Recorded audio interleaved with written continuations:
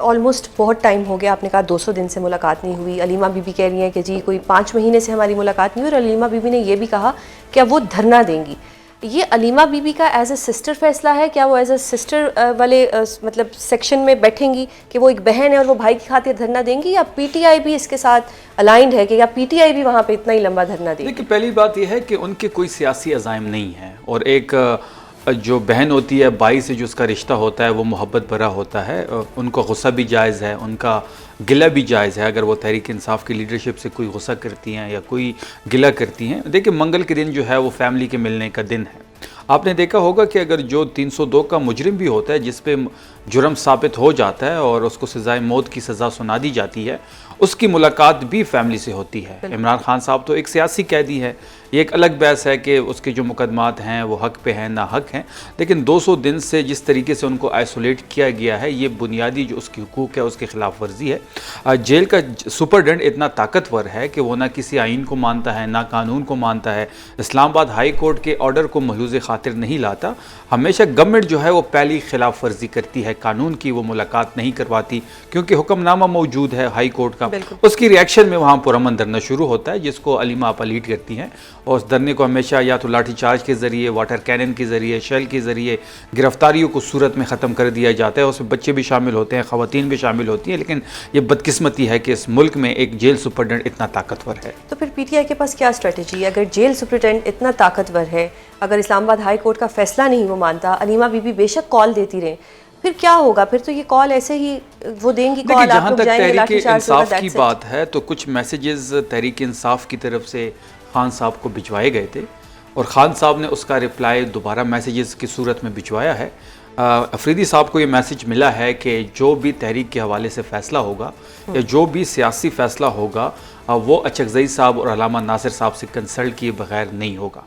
तो अफरीदी साहब ने पिछले दिनों उनसे मुलाकात भी की, और ये तमाम तर ज़िम्मेदारी इमरान खान साहब ने अचकज़ई साहब को दी हुई है कि वो जो भी फ़ैसला करते हैं तहरीक के हवाले से, मुज़ाकरात के हवाले से, लॉन्ग मार्च के हवाले से, जो ऑप्शन ज़ेर गौर है, तमाम ऑप्शन उनके सामने पड़े हैं, वो जो भी पिक करेंगे तहरीक इंसाफ उसको बैक करेगी। तहरीक इंसाफ की अगर हम अपनी बात करें तो हमारी तैयारियाँ कंप्लीट हैं, मैस मोबिलाइजेशन आपके सामने है।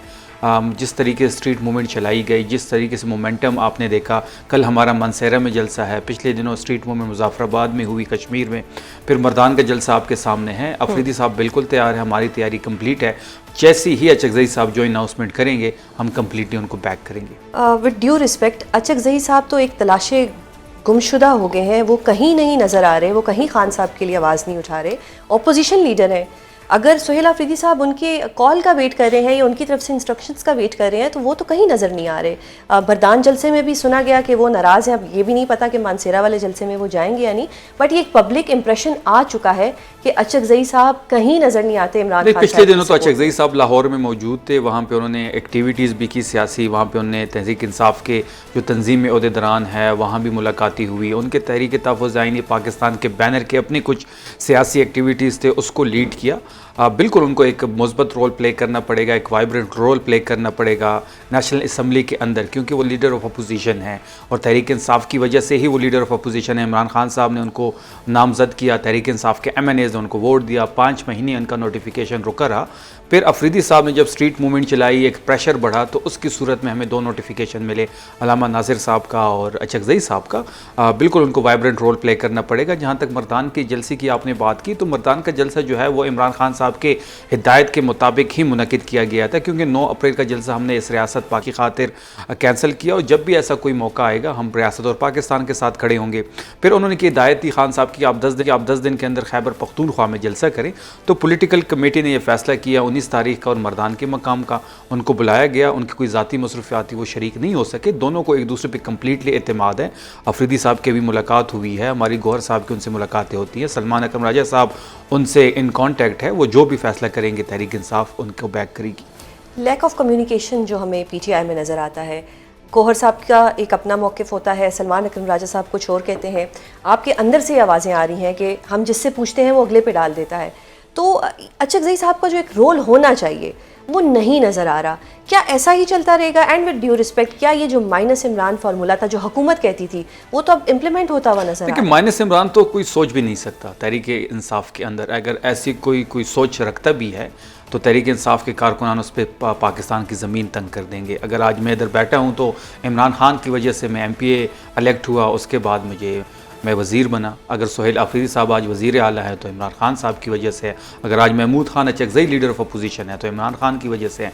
हमारे जितने भी सेनेटर्स हैं, मेंबरान कौमी असम्बली हो या फिर सूबाई असम्बली हो, तमाम तर लोग इमरान खान साहब की बदौलत यहाँ पे पहुँचे हुए। तो माइनस इमरान ना हमें कबूल है, ना हम करने देंगे, ना हमारे कारकुनान करने देंगे। अचकज़ई साहब के जो आप लैक ऑफ कम्युनिकेशन की बात कर रहे हैं, देखिए लैक ऑफ कम्युनिकेशन नहीं है, लेकिन देखिए हमारे पास गलती की गुंजाइश भी नहीं है, हमारे पास ऑप्शंस भी कम है। हम चीज़ों को बड़े गौर से देख रहे हैं, एक सोच डेवलप हो रही है कि जो भी इस बार हो वो नतीजा खेज़ हो। और हम भी ये चाहते हैं कि इस बार जो भी हो वो नतीजा खेज़ हो। उसके लिए जो भी कुर्बानी देनी पड़ी कुर्बानी वहीं देंगे। गवर्नमेंट की कुर्बानी हो, हमें इक़्तिदार हमारी मजबूरी नहीं है, क्योंकि हम रिसीविंग एंड पे हैं, हमारे पास कोने को कुछ भी नहीं है। कम्युनिकेशन का गैप नहीं है, दोनों को एक दूसरे पे एतमाद है। देखिए भरपूर प्लानिंग करेंगे इस बार, जो भी करेंगे, जो भी ऑप्शन पिक किया जाएगा, पिंडी की तरफ जाना हुआ, विद कोऑर्डिनेशन लाइक डेफिनेटली तमाम। देखिए मैंने आज भी सुबह एक बात की कि अगर हम तमाम लोग एक पेज पे होंगे, हमारी लीडरशिप, अचकज़ई साहब, हमारे वर्कर्स, हमारा सोशल मीडिया का जो हमारी ताकत है वो हमारे साथ एक पेज भी होगी तो हम डिज़ायर गोल हासिल कर लेंगे।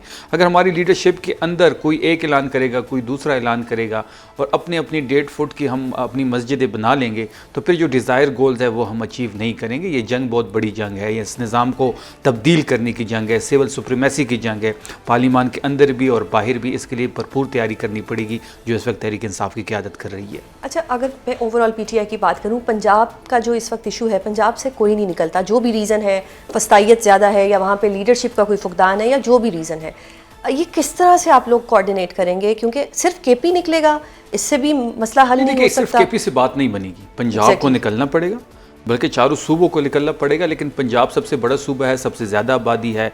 पंजाब की डायनामिक्स ऐसी है कि आप सिर्फ पंजाब को अगर जीत भी जाए तो आप प्राइम मिनिस्टर इलेक्ट हो जाते हैं। तो पंजाब में हिलजुल बड़ी ज़रूरी है, वहाँ पे मजम्मत होनी चाहिए। बिल्कुल मैं मानता हूँ फसातियत है, बिल्कुल मैं मानता हूँ बर्बरियत है। ये मरियम सफदर की जो गवर्नमेंट है वो हर हद तक जा रही है। हमारी इवन जो आम वर्कर है उसकी चादर चारदीवारी का तकद्दुस पमाल हो रहा है। लेकिन दूसरी चीज़ मैंने आज एक नोट की कि जितनी हमारी लीडरशिप है पंजाब की, जो मेन ओहदों पे, वो तमाम तर रपोश हैं या तो गिरफ्तार हैं। तो हमें अपनी तंजीम को भी असरनो देखना पड़ेगा। सलमान राजा साहब की जो है ये जिम्मेदारी है, वो बड़ा एक्टिव रोल प्ले कर रहे हैं, वो हर जगह मौजूद होते हैं, वो भी इस चीज़ों पे गौर से देख रहे हैं। तो हम तमाम तर तैयारी के बावजूद जो है जो भी लायमल होगा वो तब बड़ी तैयारी के बाद होगा। डू यू थिंक कि सलमान अकरम राजा साहब इज़ इनफ, बिकॉज उनका कोई पॉलिटिकल एक्सपीरियंस नहीं है, he is a good lawyer. देखिए सलमान अकरम राजा साहब को जो इस ओहदे पे इमरान खान साहब ने सेलेक्ट किया है तो उसका रीज़न भी यही था कि वो तो एक ग्रुपिंग का हिस्सा, किसी ग्रुप का हिस्सा नहीं थे, और वो एक ऐसी शख्सियत है जो ग्रुपिंग को मानते भी नहीं और ना उनका ऐसा कोई माइंड है। तो वो एक मौजू बंदा है, लेकिन वो बेचारा मेहनत भी बड़ा कर रहा है। लेकिन वो ये भी कहते हैं कि मेरा ये काम नहीं है। नहीं, देखिए मेहनत तो बेचारा कर रहा है, फिर अगर जब कोई चीज़ ऊपर नीचे हो जाती है तो सारे लोग उसको ज़िम्मेदार ठहराते हैं। तो सलमान राजा साहब में अगर मुझे ज़ाती तौर पे आप पूछे तो वो बेचारा अपने 100% से ज़्यादा काम कर रहा है। हर जगह आपको वो मौजूद पाए जाते हैं, हर जगह वो अवेलेबल है,